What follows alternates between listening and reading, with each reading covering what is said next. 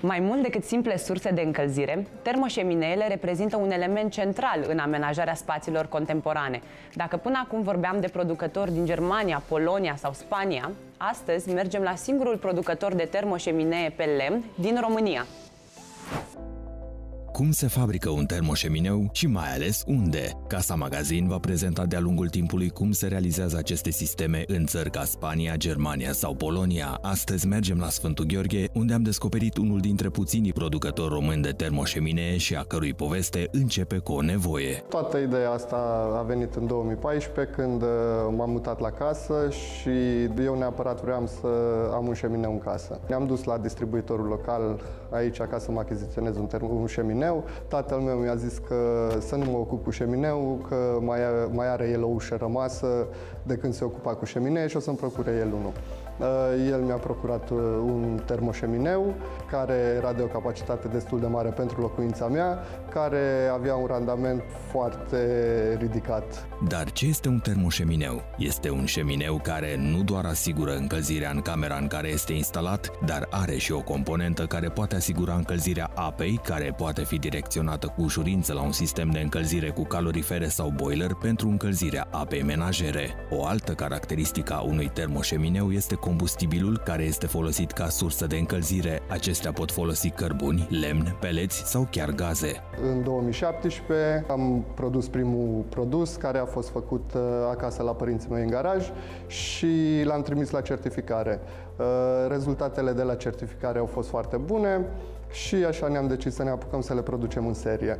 Astfel, după mai multe încercări, teste și ierni dormite cu geamurile deschise pentru că primele sisteme aveau o capacitate mult prea mare pentru suprafața casei, Demeter Robi reușește în 2017 să obțină certificarea pentru primul produs și să înceapă producția de serie. Lucrurile însă nu au fost așa de simple. Am produs câteva termoșeminee și am început, eram foarte încântat că noi suntem printre singurii producători de acest gen din România și cu siguranță o să avem vânzări foarte ok.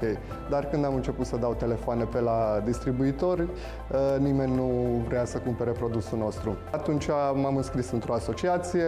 În cadrul acestei asociații profesionale a aflat că trebuia să aducă modificări produsului său pentru a-l îmbunătăți și a-l face mai eficient.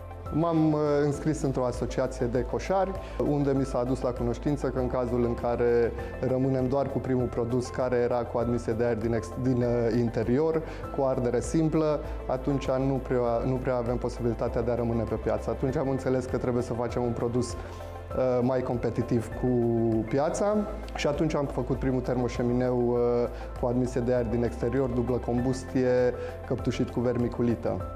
Dar provocările nu s-au terminat doar la capacitatea și certificarea termoșemineelor. Ce era foarte dificil pentru noi era să facem rost de ușă pentru șemineu. Din păcate, în țară nu am găsit o turnătorie care să ne poată face ușa la turnat mecanizat. După căutări de un an de zile, am găsit o turnătorie în Ungaria.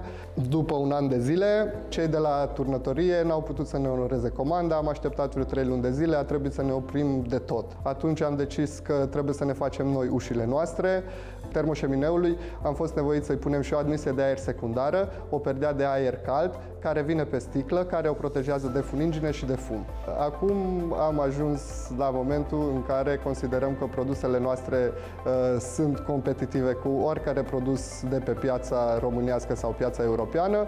Termoșemineele utilizează aceleași principii ca o centrală pe lemne și pot funcționa în tandem cu orice altă sursă de căldură, cum ar fi centrala pe lemne sau gaz și pompa de căldură. De la povestea începută modest în garajul părinților săi, Demeter Robi a reușit cu multă determinare și perseverență să se mândrească în prezent că este singurul producător român care realizează termoșeminee și accesorii certificate care folosesc lemnele.